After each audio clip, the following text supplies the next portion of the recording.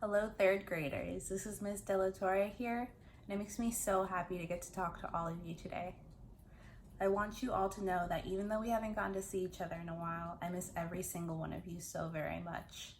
I hope you're all staying safe. I hope you're all staying healthy and continuing to be the amazing kids that I know that you are. It's important that we find time to do the things that we love, and for me, that's reading. So I thought today that we could read a story together.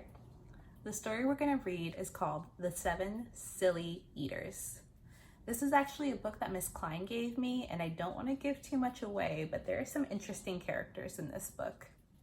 So go ahead and find a comfy spot. I've got my pillow here, I've got my puppy here, and then we'll get started with the story.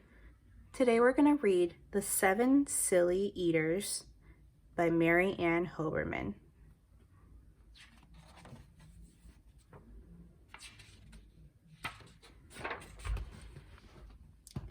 Not so long ago, they say, a mother lived just like today. Mrs. Peters was her name. Her little boy was named the same. Now Peter was a perfect son in every way except for one. When Peter was just 1 year old, he did not like his milk served cold.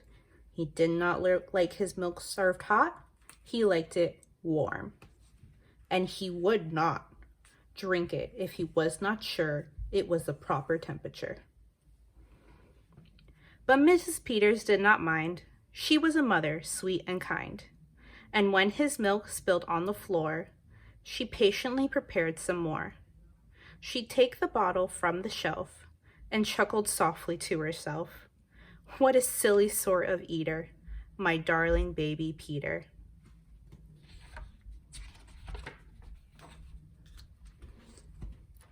When Peter had not yet turned 2, another baby, sweet and new, was born.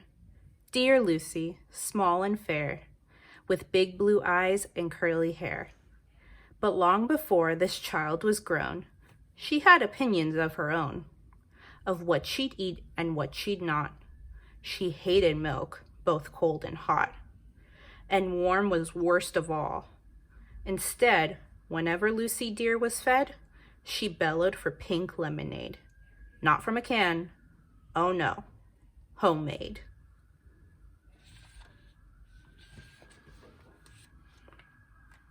But Mrs. Peters did not mind. She squeezed each lemon to its rind, while mopping milk up from the floor and patiently preparing more. She'd take the lemons from the shelf and giggled softly to herself. What a silly pair of eaters, my Lucy dear and Peter Peters.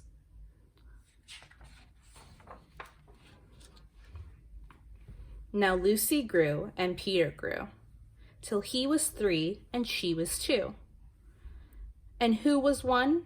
Why, little Jack, with eyes so brown and hair so black. A happy baby, never cross, but all he'd eat was applesauce. Peeling apples by the pound, Mrs. Peters faintly frowned.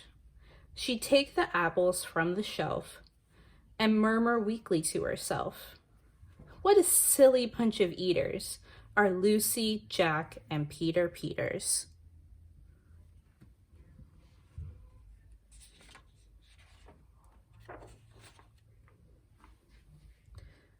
Peter, Lucy, and young Jack had another brother, Mac. Mac was charming, round, and plump. But if his oatmeal had a lump, Mac would dump it on the cat. Mrs. Peters hated that. But since she loved her children 4, she'd strain the oatmeal 2 times more. She'd take it from the pantry shelf and mumble sadly to herself, what a foolish group of eaters are all my precious little Peters.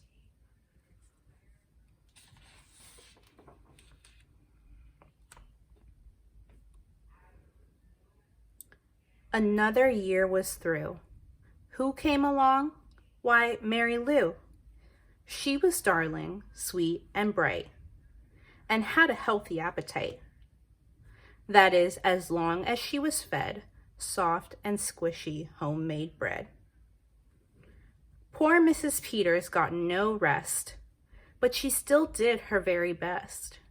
She'd take the flour from the shelf and mutter feebly to herself, "What a fussy bunch of eaters are all my lovely little Peters." Looks like we have all the Peter family in this one picture. Take a second and think, who do you think is Mary Lou?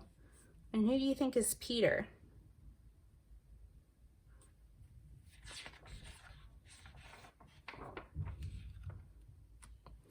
A year rolled by, the children grew. They really are a splendid crew, sighed Mrs. Peters, pinning pins and diapering her brand new twins. Little sisters, quick and smart, impossible to tell apart. But Flo like poached eggs, Fran like fried, and if she mixed them up, they'd cried. Tired to the very bone, Mrs. Peters groaned a groan. She'd take the eggs down from the shelf and whisper weakly to herself, "What a persnickety young eaters are all my 7 little Peters."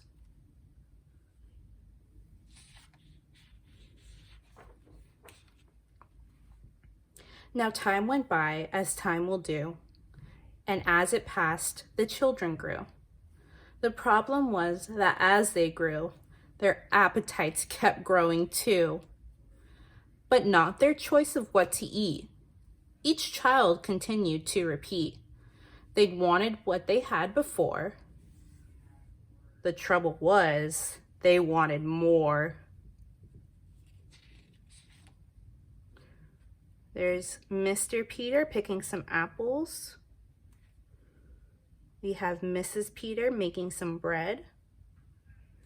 It looks like Mrs. Peter and Peter getting some milk. Mrs. Peter taking care of the twins, getting them their fried eggs. Mrs. Peter maybe talking to one of her children, getting them their porridge, their oatmeal. And there we have Mrs. Peter giving one of her children their homemade lemonade.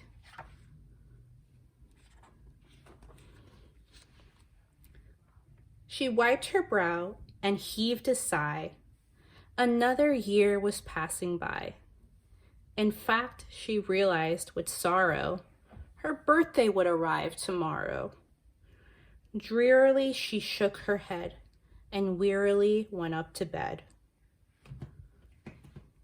There's Mrs. Peter wearily going up to bed.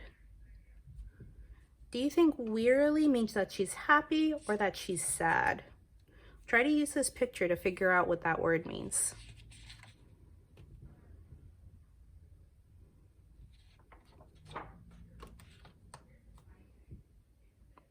She thought the children had forgot her special day, but they had not. At the crack of dawn, they all began to carry out their secret plan.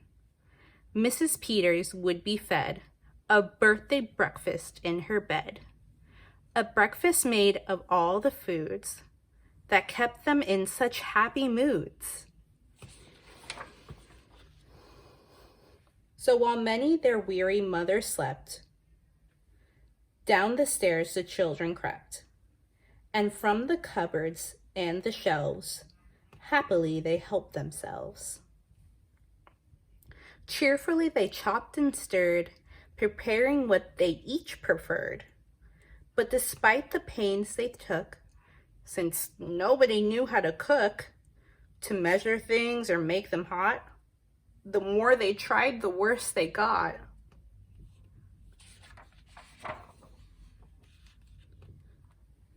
First, Mac's oatmeal turned out lumpy, which made poor Mac turn grim and grumpy. In fact, the lumps got him so cross, he dumped them in Jack's applesauce. This bothered Jack so much, he threw it in the dough of Mary Lou, who tossed the mismatch that made straight into Lucy's lemonade.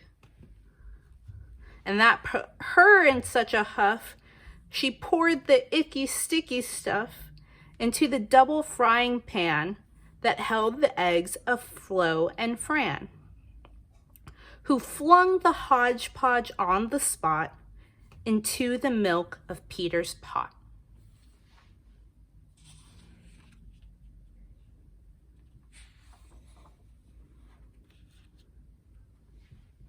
But when they saw what they had done, they wished they had never begun.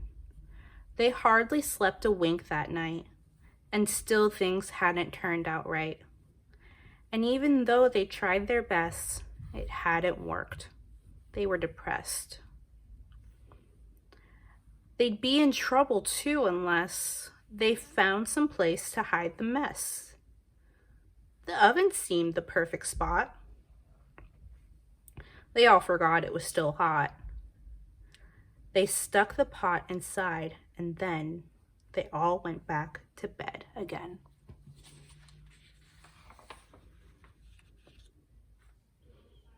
The clock struck 6, but on they slept. Meanwhile, their mother softly stepped down to the kitchen, smelled a smell. What could it be? She could not tell. It smelled so good, she sniffed some more and opened up the oven door. She woke the children with her cries. They all came running in a surprise. And in the kitchen, what they found was Mrs. Peter dancing round. And in the oven, no mistake, a pink and plump and perfect cake.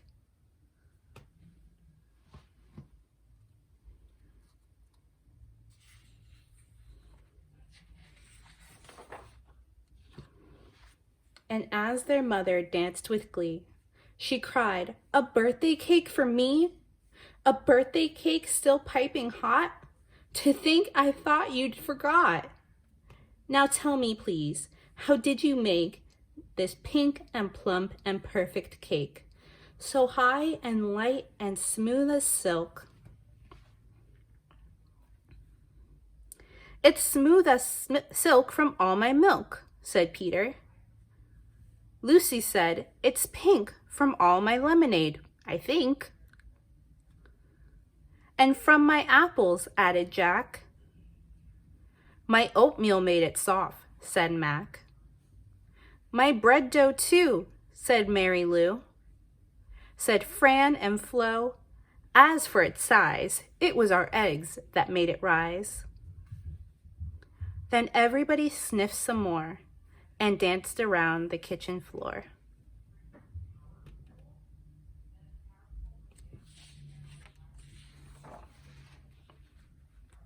They put the cake upon a dish and lit the candles.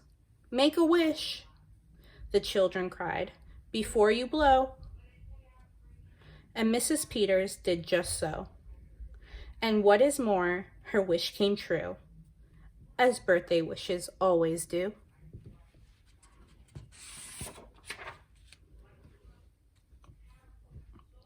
And from that day to this, 'tis said, the Peters family all is fed. A single simple meal, just one, a meal that's good for everyone. A meal on which they all agree, made from their secret recipe. They all take turns mixing it, they all take turns fixing it. It's thick to beat and quick to bake. It's fine to eat and fun to make. There's the Peters family all working together on their meal. It's Mrs. Peters' birthday cake. And on the back, we have a lovely picture of the happy Peters family. The end.